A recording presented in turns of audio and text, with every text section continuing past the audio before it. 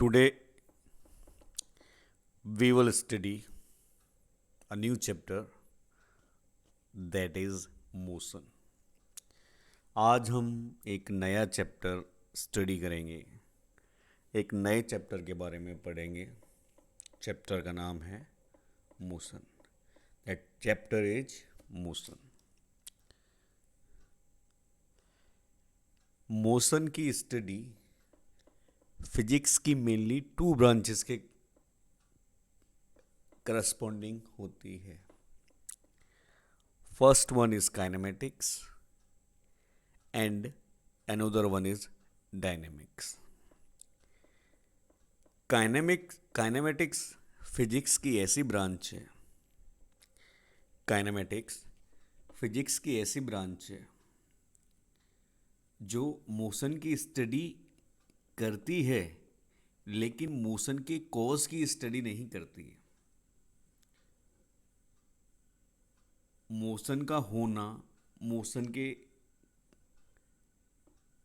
Different parameters क्या होते हैं, मोशन को किन किन पैरामीटर्स की हेल्प से डिफाइन परफेक्टली किया जा सकता है. फॉर एग्जांपल, किसी ऑब्जेक्ट की स्पीड कितनी है, वेलोसिटी कितनी है, ऑब्जेक्ट ने कितना डिस्टेंस ट्रेवल किया है, ऑब्जेक्ट का डिस्प्लेसमेंट क्या है, एक्सेलरेशन क्या है, ये सभी काइनेमेटिक्स में स्टडी करते हैं. काइनेमेटिक्स में मोशन का कॉज, कि किस कारण मोशन हो रही है, ये स्टडी नहीं किया जाता. मोशन के कॉज को स्टडी करने के लिए डायनेमिक्स यूज होती है. डायनेमिक्स की हेल्प से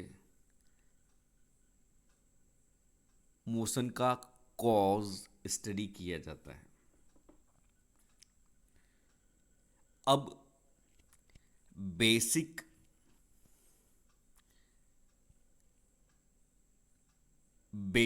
पैरामीटर किसी भी ऑब्जेक्ट का, उसकी स्टेट होता है. कोई ऑब्जेक्ट किस स्टेट में है, हम लोगों ने छोटी क्लासेस में पढ़ा रहता है. जनरली ऑब्जेक्ट या सब्सटेंस की स्टेट होती है लिक्विड, गैस और solid. That is defined with respect to thermodynamics. Kinematics के रेस्पेक्ट में ऑब्जेक्ट की स्टेट, ऑब्जेक्ट की अवस्था या तो रेस्ट होगी या मोशन होगी. मीन्स कोई भी ऑब्जेक्ट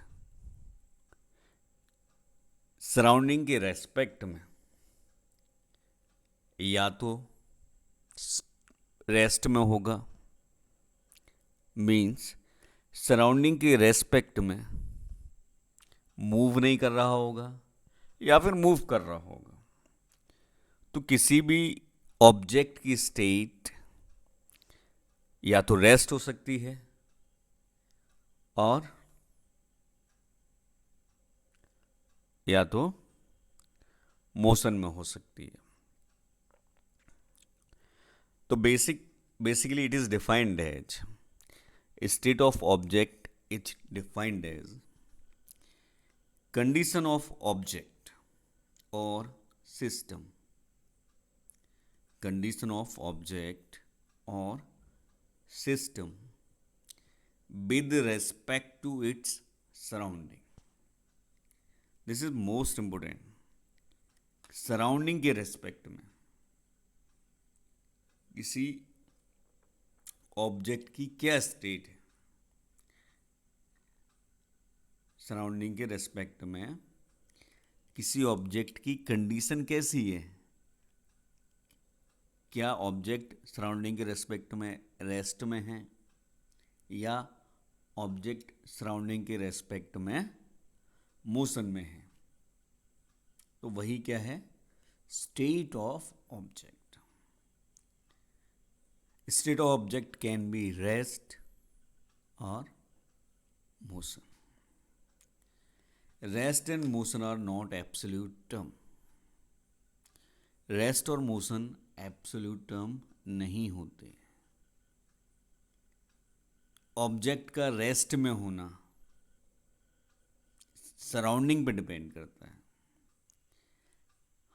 ऑब्जेक्ट का रेस्ट में होना सराउंडिंग के रेस्पेक्ट में मेंशन किया जाता है, या ऑब्जेक्ट का मोशन में होना ऑब्जेक्ट की सराउंडिंग के रेस्पेक्ट में मेंशन होता है। एब्सोल्यूट टर्म नहीं है।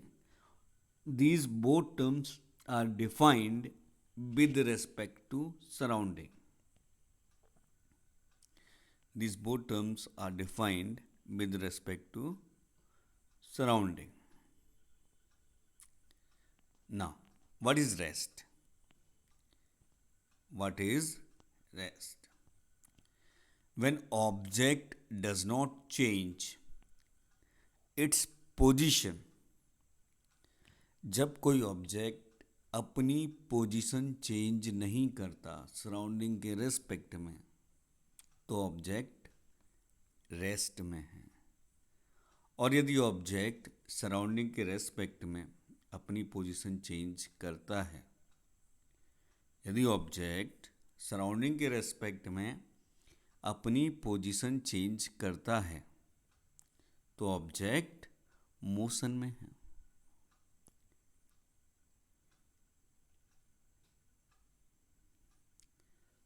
Now types of motion. किसी भी ऑब्जेक्ट की मोशन कैसी हो सकती है? कोई भी एक ऑब्जेक्ट लिया हमने तो वो किस तरीके से मूव कर सकता है, वही क्या है? Types of motion. First, random motion. Second, translatory motion. Third, rectilinear motion. Fourth, rotational motion. Fifth, oscillatory motion.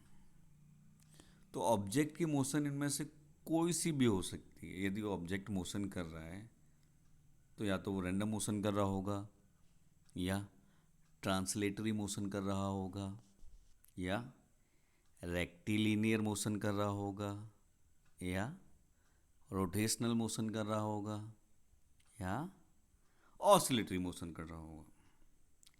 अभी हम इन सभी मोशंस को डिटेल में फर्दर स्टडी करेंगे। What is random motion?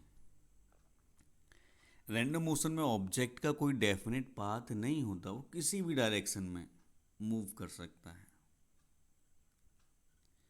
किसी भी डायरेक्शन में मूव कर सकता है। Example, motion of a dust particle in air. Dust particle की मोशन एयर में किसी भी स्पेसिफिक डायरेक्शन में नहीं होती, रैंडम होती है। रैंडम मतलब जो स्पेसिफिक नहीं है। रैंडम का मीनिंग क्या है? स्पेसिफिक नहीं है। आप बता नहीं सकते कि ऑब्जेक्ट या पार्टिकल किसी एक पर्टिकुलर टाइम पर कहाँ होगा। आप ऑब्जेक्ट या पार्टिकल की पोजीशन टाइम के रेस्पेक्ट में बता नहीं सकते, प्रिडिक्ट नहीं कर सकते। Motion of honey bee living in air. जो मधुमक्खी है उसकी मोशन भी हम प्रिडिक्ट नहीं कर सकते हैं। बन बनाते हुए कभी इधर आए, कभी इधर गई, हम बोल नहीं सकते। तो इस तरीके के मोशन को क्या कहते हैं हम? Random motion.